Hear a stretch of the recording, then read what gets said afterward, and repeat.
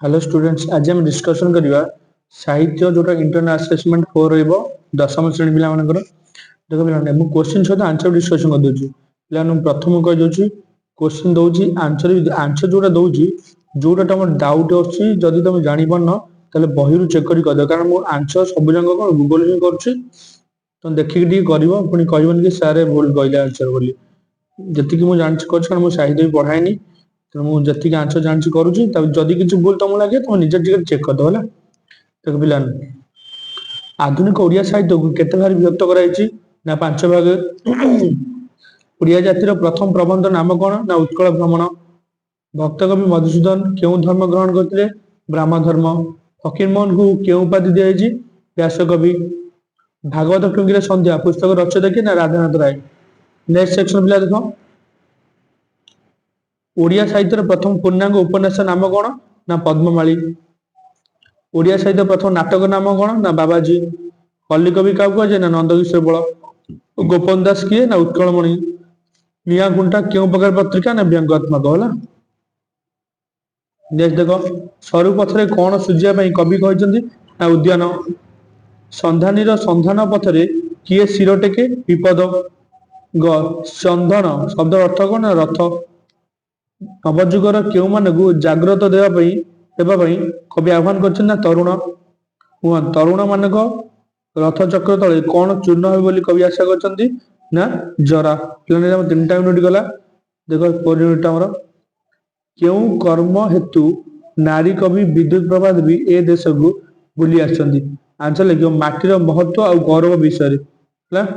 Next कहला माटी मार पानी किपरि लागे? आंसर जो अमृत परि लागे। दड़मड़ी शब्दर अर्थ कोन ना डरी जोटा गुआ जा हमर ला हमर यूनिट शेष यूनिट करा होची जोटा घ कहला सर्वम सा शब्दटी को नारी कवि पद्य रे किभଳି व्यवहार करछनी ना सहनशीलता को। मोला नारी कवि दोष को माटी काहेकि क्षमा करछनी? काहेकि ना नारी कवि ए देश रे जन्म होइदरो माटी मा ना दोषटा क्षमा करछनी। प्लांट हम सरीला 4टा यूनिट। नेक्स्ट देखिए मल्टीपल असेसमेंट के इंपोर्टेंट क्वेश्चन एंड देखो एबे कहि दउ जे मो सब क्वेश्चन चैप्टर रु जोटे हमर एनुअल एग्जाम रे बोर्ड एग्जाम जोटा मोस्ट इंपोर्टेंट क्वेश्चन बाछि बाछि क्वेश्चन दोउची। नेक्स्ट क्लास रे अपलोड मारी सब चैप्टर रु सब सब्जेक्ट मार देबी ठीक भल से तुम प्रिपेयर हे जाइतो पिला ने। देखो पिला नेक्स्ट कहला बेल अस्वस्थ बट वृक्ष गल्प रे गाल्पिक किए ना फकीर मोहन सेनापति। ख होजी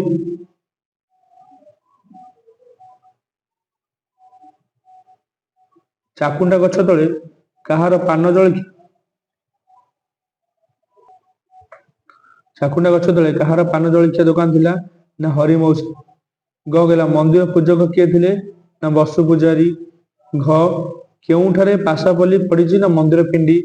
ना आंसर देखो मुझे डाउट रे होछि कारण मु गूगल करछि ना मते देखि दबो टिके डाला एकांकिया चैप्टर सब होला। गां मुंडरे काहार बाउंस बाड़ी ना हरि मौसा।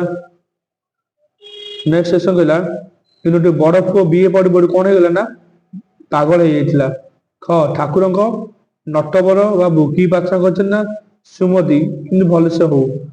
ग हरिचंदनपुर गां मुंडे केउ गछ रहिछि ना बर गछ। चौचतर भितरे कौन कुथिला ना तुलसी गछ। वो सूरजमहल कोठाटी केउ बण भितरे चकमक करथिला ना मालती बण। कारण एटा थर्ड यूनिट देखो सच्चिदानंद राउतराय भारत सर्वोच्च केउ पुरस्कार पाइले ना ज्ञानपीठ। भगवती चरण पाणिग्राही केउ निशान करथिले ना प्रगतिवादी संस्था। भात नाटक रचयिता किए ना मनोरंजन दास। दास नायक और प्रणयनी दुटी केउ काव्य ना गीति काव्य।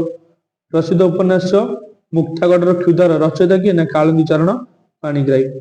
देखो यूनिट बीट गला बेल अस्वस्थ गछ ब्रट वृक्ष गल्पटी केउ पत्रिकार प्रकाश पाइथिला ना उत्कल साहित्य। हरिगुड़िया दुकान रे कांथ किपर थिला ना खंडिया लुगा। हरिगुड़िया कोन पिंथिला ना देखो एटा हमर क्वेश्चन टा टिक आंसर टा भूल कर देले। हरिगुड़िया दुकान रे कांथ किपर थिला एटा हम जदी देखि देबो ने हरिगुड़िया कोन पिंथिला ना खंडिया लुगा से पिंथिला होला। नेक्स्ट बौल गछ छाई रे मधु तिड़ी कोन पडुथिला ना भागवत पडुथिला।